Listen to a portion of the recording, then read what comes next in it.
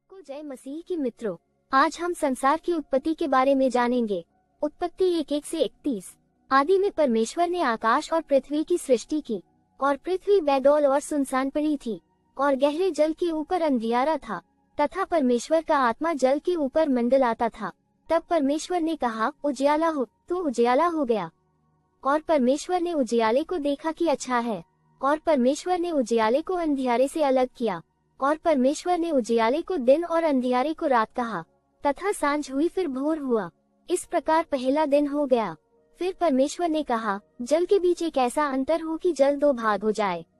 तब परमेश्वर ने एक अंतर करके उसके नीचे के जल और उसके ऊपर के जल को अलग अलग किया, और वैसा ही हो गया। और परमेश्वर ने उस अंतर को आकाश कहा। तथा सांझ हुई फिर भोर हुआ। इस प्रकार दूसरा दिन हो गया। फिर परमेश्वर ने कहा, आकाश के नीचे का जल एक स्थान में इकट्ठा हो जाए और सूखी भूमि दिखाई दे। और वैसा ही हो गया। और परमेश्वर ने सूखी भूमि को पृथ्वी कहा, तथा जो जल इकट्ठा हुआ उसको उसने समुद्र कहा। और परमेश्वर ने देखा कि अच्छा है। फिर परमेश्वर ने कहा, पृथ्वी से हरी घास तथा बीज वाले छोटे छोटे पेड़ और फलदायी वृक्ष भी, जिनके बीज उन्हीं में एक एक की जाति के अनुसार होते हैं, पृथ्वी पर उगे। और वैसा ही हो गया। तो पृथ्वी से हरी घास और छोटे छोटे पेड़, जिनमें अपनी अपनी जाति के अनुसार बीज होता है, और फलदायी वृक्ष, जिनके बीज एक एक की जाति के अनुसार उन्हीं में होते हैं, उगे। और परमेश्वर ने देखा कि अच्छा है। तथा सांझ हुई फिर भोर हुआ। इस प्रकार तीसरा दिन हो गया।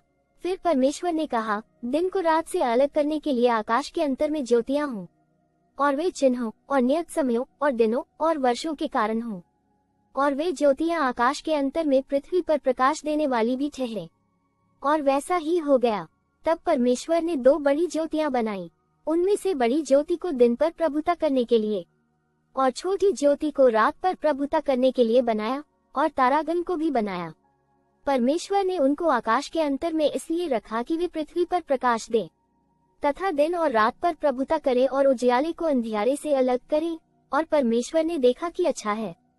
तथा सांझ हुई फिर भोर हुआ। इस प्रकार चौथा दिन हो गया। फिर परमेश्वर ने कहा, जल जीवित प्राणियों से बहुत ही भर जाए, और पक्षी पृथ्वी के ऊपर आकाश के अंतर में उड़े।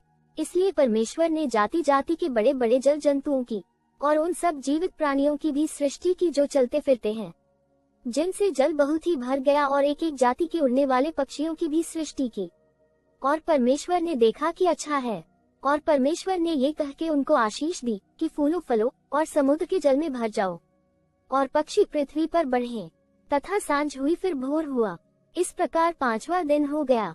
फिर परमेश्वर ने कहा, पृथ्वी से एक एक जाति के जीवित प्राणी, अर्थात घरेलू पशु और रेंगने वाले जंतु, और पृथ्वी के वन पशु जाति जाति के अनुसार उत्पन्न हो। और वैसा ही हो गया।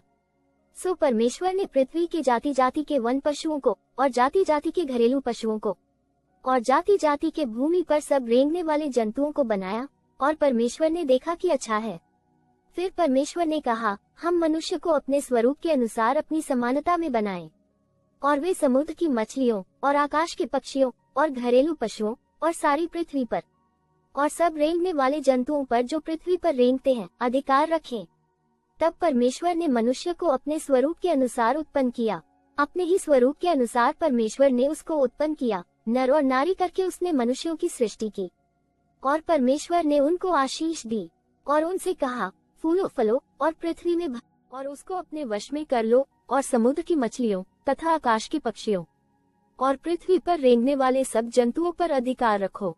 फिर परमेश्वर ने उनसे कहा, सुनो, जितने बीज वाले छोटे छोटे पेड़ सारी पृथ्वी के ऊपर हैं, और जितने वृक्षों में बीज वाले फल होते हैं, वे सब मैंने तुमको दिए हैं, वे तुम्हारे भोजन के लिए हैं।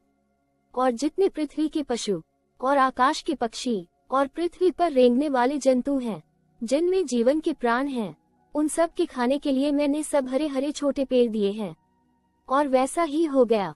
तब परमेश्वर ने जो कुछ बनाया था, सबको देखा, तो क्या देखा कि वह बहुत ही अच्छा है। तथा सांझ हुई फिर भोर हुआ। इस प्रकार छठवां दिन हो गया। और आगे परमेश्वर के वचनों को जानने के लिए हमारे YouTube को सब्सक्राइब करें।